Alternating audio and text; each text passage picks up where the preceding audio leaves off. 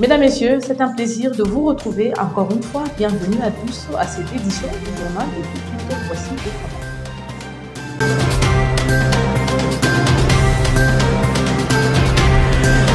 Mesdames, Messieurs, le titre de votre journal. À l'ouverture de la session de septembre 2022 à la Chambre basse du Parlement congolais, le jeudi 15 septembre 2022, le Premier ministre congolais Jean-Michel Sama Lukonde a déposé pour la deuxième fois le projet du budget exercice 2023. Et puis la Cour de cassation vient d'accorder au pasteur Ngoï Mulunda une liberté provisoire après 20 mois de détention à la prison centrale de Kassapa à Lubumbashi dans la province du Haut-Katanga. C'est tout pour le titre.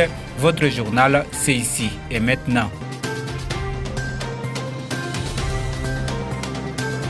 Démarrons cette édition du journal, mesdames, messieurs, avec cette nouvelle. Le Premier ministre congolais Jean-Michel Sama Lukonde a déposé pour la deuxième fois le projet du budget exercice 2023 à l'Assemblée nationale après l'ouverture de la session ordinaire de septembre qui a vécu le jeudi 15 septembre 2022. Suivez-le dans cet extrait choisi pour vous par Gisèle Kabongo. Je voudrais d'abord ici mentionner que l'année passée, le 15 septembre 2021, nous étions ici, au même endroit, pour déposer le projet de budget pour l'exercice 2022. Nous avions à ce moment-là affirmé que le gouvernement que je dirige, et selon la vision de son Excellence Monsieur le Président de la République, Félix-Antoine Tshisekedi Tshilombo, devait être respectueux des textes. Et ici, c'est cette manifestation de déposer pour la deuxième fois le budget dans les délais constitutionnels. Et donc, c'est un exercice auquel le gouvernement aujourd'hui s'est donné une exigence et nous le faisons avec, bien sûr, le ministère d'État, ministère du Budget, et la collaboration de tous les autres ministres. C'est juste s'y prendre à temps pour pouvoir rencontrer cette exigence. Et ici, en ce qui concerne le budget que nous venons déposer, je voulais juste donner quelques éléments. Parce que, en réalité, la primeur est réservée, comme vous le savez, au Parlement, où nous devons venir pour le défendre. Ces éléments, c'est d'abord les indications qui nous avaient été données clairement lors d'un Conseil des ministres, en communication de son Excellence Monsieur le Président de la République, de demander au gouvernement de tenir compte de l'aspect social. Donc d'avoir vraiment un budget pro-social pour la République, indépendamment du contexte politique et économique mondial dans lequel nous sommes.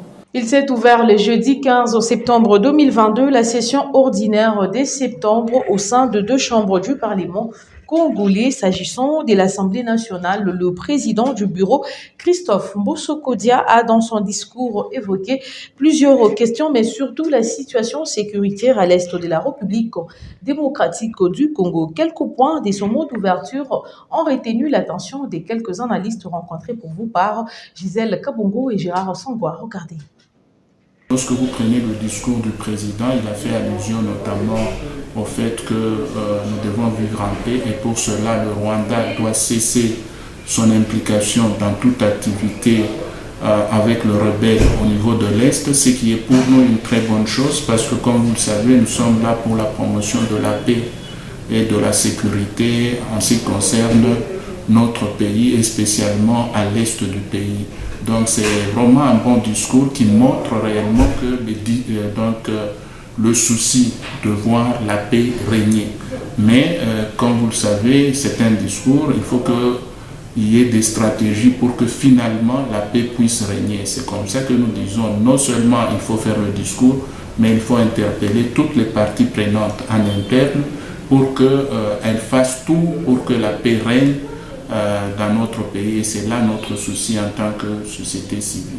Nous saluons le discours sincère de son président Christophe Mbosso qui a pointé du doigt le commanditaire de l'instabilité et des conflits en RDC, surtout à l'est du pays. Il s'agit de Kagame qui est le commanditaire numéro 1 qui se cache derrière le M23, lui qui est l'agresseur, l'homme qu'il faut à tout prix abattre pour qu'il y ait la paix à l'est du pays.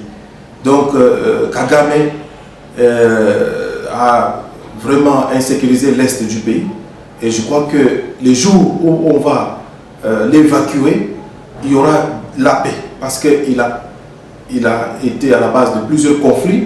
Il oppose les deux peuples pour que le peuple rwandais et le peuple congolais soient comme des ennemis. Pourtant, les deux peuples dépendent les uns en faveur des autres. Exactement 20 mois ont suffi pour voir l'ancien président de la CENI en République démocratique du Congo, le pasteur Ngoyi Mulunda, bénéficier d'une liberté provisoire. Ces derniers étaient toujours en détention à la prison centrale de Kasapa. Cette décision de la justice congolaise a été confirmée le jeudi 15 septembre 2022 par son avocat et a suscité plusieurs réactions des notables katangais. Regardez. Après l'annonce de l'arrêt accordant la liberté provisoire à l'ancien président de la CENI en RDC, Daniel Ngoyi Mulunda, la communauté katangaise n'est pas restée silencieuse. Par le biais de ces notables qui saluent tous cette décision de la justice prononcée en faveur de l'un des dignes fils du Katanga. La nouvelle, la communauté katangaise a accueilli cette nouvelle avec joie. Nous voulons la liberté définitive de ce grand homme. Il n'est pas seulement un grand homme katangais, il est aussi un grand homme dans ce pays, même sur le plan international. C'est une bonne nouvelle. Vraiment, nous accueillons avec joie parce qu'on avait beaucoup suivi, parce que pour nous, on ne voyait pas seulement les choses graves. Et comme lui-même avait aimé qu'il y ait un document pour sa libération, même si c'est une libération provisoire, pour nous, c'est une grande joie et nous remercions la Cour de cassation. Le pasteur Daniel Ngoyi Mulunda, c'est quelqu'un d'abord du bien. Moi je dis, il n'a pas bénéficié comme si c'était une grâce qu'on l'a accordée, mais il a mérité ça. Il a mérité ça parce que jusque-là, même le jugement de pasteur Ngoyi Mulunda, même ses avocats, il a été condamné la nuit, illégalement. Ces notables appellent du reste la justice congolaise à blanchir totalement pasteur Ngoyi Mulunda vu les services qu'il a rendus à la nation. Moi, je vais juste demander à la justice congolaise que la justice congolaise enlève la haine qu'elle a contre les Katangais, que la justice congolaise se respecte selon la loi. Sinon, l'état de droit ne va pas exister ici au Katanga. Nous demandons seulement le respect envers nos aînés. Vivre ensemble c'est bien, mais aussi se respecter mutuellement c'est bien. Pour rappel, Daniel Ngoyi Mulunda avait écopé en janvier 2021 de 3 ans de prison ferme et au paiement d'une amende de 500 000 francs congolais pour incitation à la haine tribale, propagation des faux bruits et atteinte à la sûreté intérieure de l'État. Dans le reste de l'actualité, mesdames, messieurs, un repris de justice qui s'était évadé de la prison centrale des Kakwangura à Butembo dans la province du Nord Kivu a été à nouveau appréhendé par la police nationale congolaise. Ce malfrat était poursuivi pour vol et a été présenté à la presse le jeudi 15 septembre 2022 par le commissaire supérieur principal Polo Goma. Suivez. C'est un véritable coup de filet réalisé par les forces de l'ordre de Butembo sous les commandements du commissaire supérieur principal Polo Goma qui ont réussi à appréhender un repris de justice qui s'était évadé de la prison centrale des Kakwangura à Butembo dans le Nord Kivu. Aussitôt intercepté, ce présumé criminel a été présenté à la presse le jeudi 15 septembre 2022. D'après les commandants urbains de la police, ce hors-la-loi a continué avec ses sales besognes de vol à main armée même après sa fuite de la prison. M. Gambale était à la prison et lui on connaît son groupe et où se trouve l'arme parce que ce jour-là il était porteur d'une arme. Maintenant on cherche d'abord cette arme et $600 ce jour-là. Mais à travers le téléphone, nous avons tout fait par certaines techniques pour le localiser et pour nous l'avoir récupéré. Il est passé aux aveux. Je pense que le téléphone est là et la preuve est là. Voilà, il est pour le moment récupéré et doit être retourné à l'auditoire militaire avant de monter à la prison centrale de Kakwango. Après cette présentation à la presse, ce présumé criminel a été ramené à la prison de Kakwangura afin de continuer à purger sa peine. Le maire de la ville de Bunia, le commissaire principal John Kabouine, appelle la population du quartier Kindia dans la commune de Nyakasanza en province de l'Ituri à une franche collaboration avec les forces de l'ordre pendant cette période préélectorale, mais aussi à être vigilant. Il l'a fait savoir ce vendredi 16 septembre 2022 au cours d'une parade policière. Thierry Batirafiki pour ce reportage.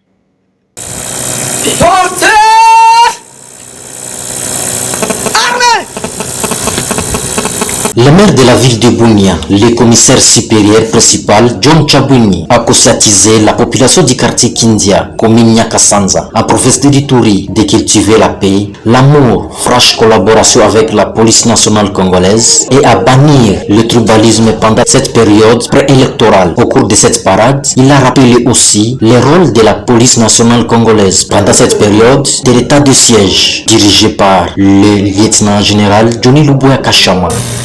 Tunataka kuambia nini? Mnajua tunakaribia maeleksio, na vile tunakaribia maeleksio, tunataka nchi yetu yote Kongo mzima iwe na amani, kwa sababu kama hakuna amani hakuna mwae mfanye uchaguzi. Uchaguzi haiwezi kawezekane katika risasi, katika kuchinjana na mambo fulani fulani. Uchaguzi nataka amani. Ya amani ni sisi wakazi wa Kongo ndio tunapaswa kuleta amani. Amani haitatokea kwa watu wengine, ni sisi Wakongomani tu. Nchi zingine zote za pembeni hazipendi tuwe na amani.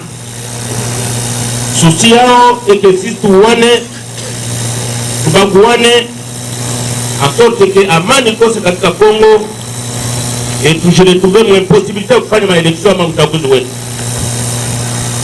Mefano tuko avize, tunajua rize ya wale wanaowapendi nchi yetu. Hatuwezi hata kidogo tukafuate nia zao ama yenye wanataka. Sisi comme Congolais, tuko obligé, condamné même, kuleta amani mwinchi. Et vous devez savoir, vous, qui êtes derrière ces inciviques, qui est manipulé, et c'est clair, na kwa maana mtu mwenye na akili hawezi kwenda nyuma mouvement insurrectionnel. Wale wenye wanakataa leta, mtu akili hawezi kwa nyuma yao. Hawezi. Kwa sababu najua wale watu wana punition réservée. Kama iko kwa leta, kwa Mungu. Notons que cette parade a été organisée par le commissariat urbain de la ville de Bunia.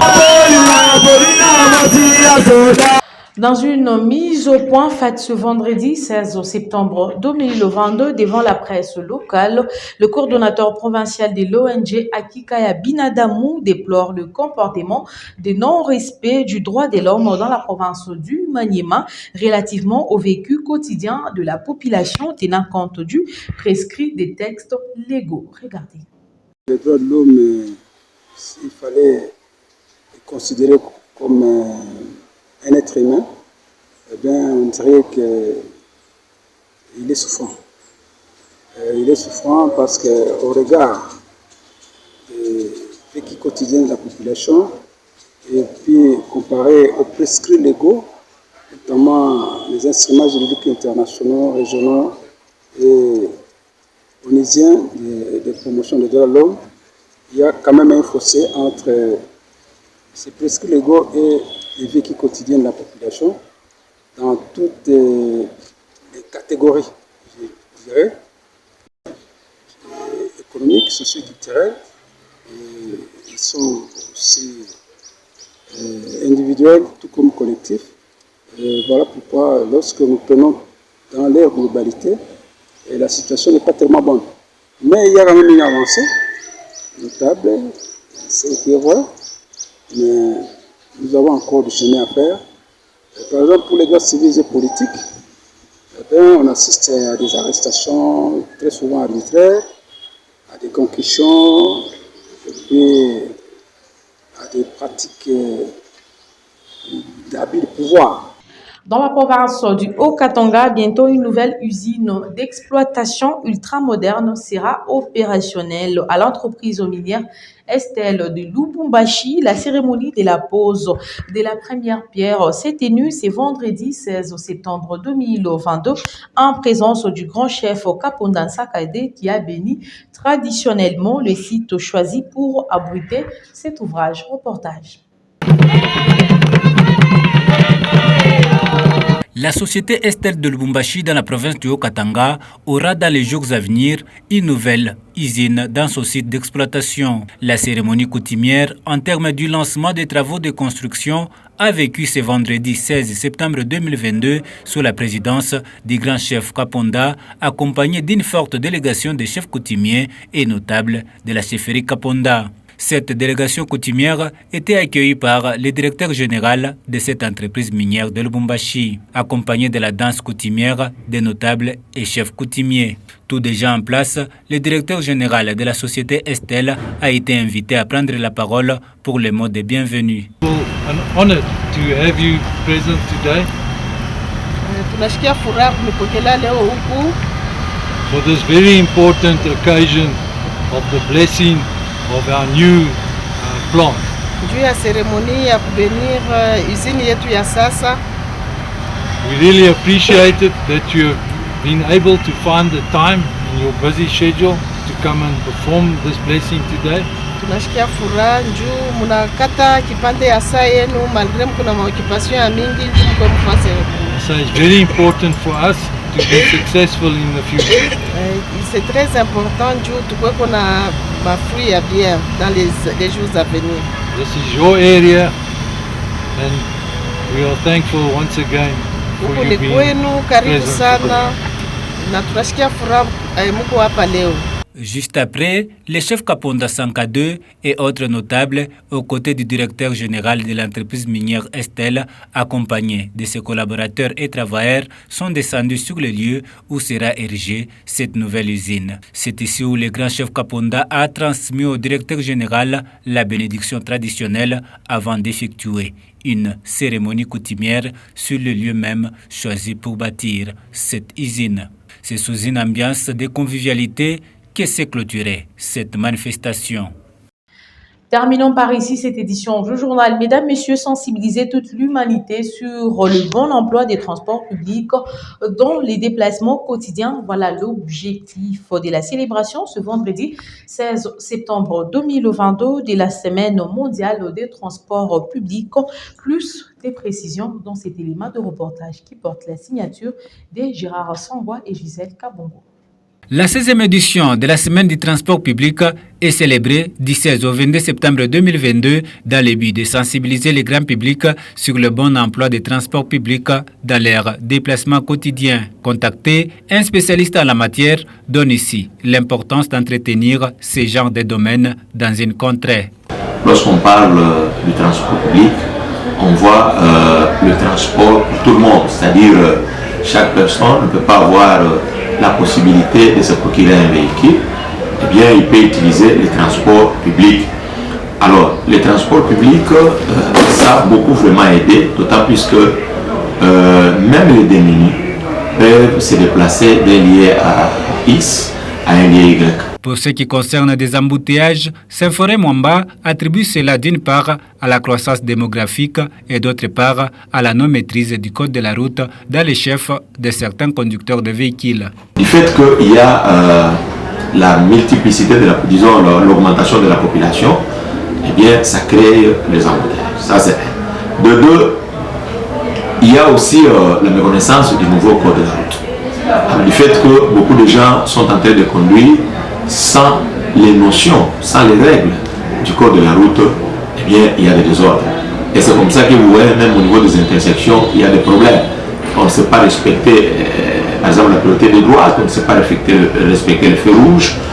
C'est-à-dire, on roule comme un aveugle. Alors tout ça, ça crée des embouteillages. Il y a aussi le problème de nos routes. Parce que les routes que nous avons, ce sont des anciennes routes. Alors si on cherche à remédier cette situation des embouteillages, c'est mieux aussi d'élargir les routes, ou soit de créer d'autres routes comme on a fait avec la route de contournement. Il faut signaler que la journée du transport public est devenue la semaine à partir de cette année 2022. Par ici prend fin cette édition du journal, mesdames, messieurs, mais voici le rappel des titres.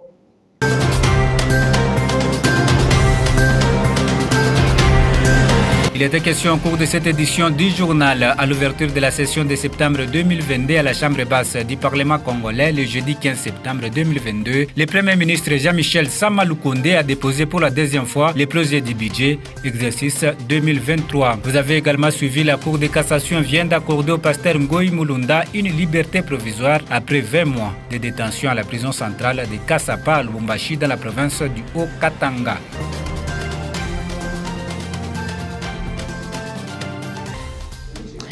Et ça n'est fini pour aujourd'hui, mesdames, messieurs. Merci à vous tous de votre attention que vous avez prêtée à cette édition du journal. À très bientôt.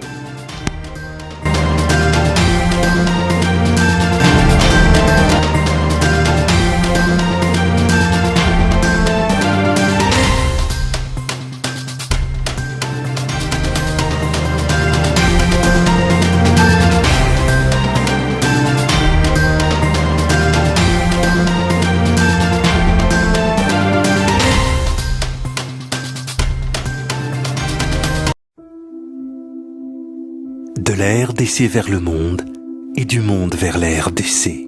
Présent sur tous les corridors desservant la RDC, LMC offre ses services de transport maritime et multimodal de Dar es Salaam à Mwanda, en passant par Goma, Bukavu et Bunia, de Lobito à Zongo, en passant par Lubumbashi, Kolwezi et Mweneditu, enfin du corridor national de Boma à Kisangani pour les provinces de Kinshasa, du Congo central et du Bandundu, couvrant ainsi l'étendue du territoire national. Par son service de cabotage, le géant des mers couvre le continent africain du nord au sud, via les ports de Safi jusque Durban, de l'est à l'ouest, via les ports de Mombasa jusque Kribi, ainsi que toute la côte ouest africaine. À sa ligne Afrique-Europe s'ajoute celle de l'Extrême-Orient par la Chine et du Proche-Orient par les Émirats arabes unis. Au service de la nation congolaise depuis 1974, les lignes maritimes congolaises garantissent un transit time concurrentiel et un service de porte-à-porte sécurisé. Retrouvez-nous au numéro 13 de l'avenue des Aviateurs, immeuble LMC Ami Congo, Kinshasa Gombe. Pour tout contact, composez le 082 380 0000. Ligne maritime congolaise, votre transporteur à la dimension des ambitions de la République démocratique du Congo.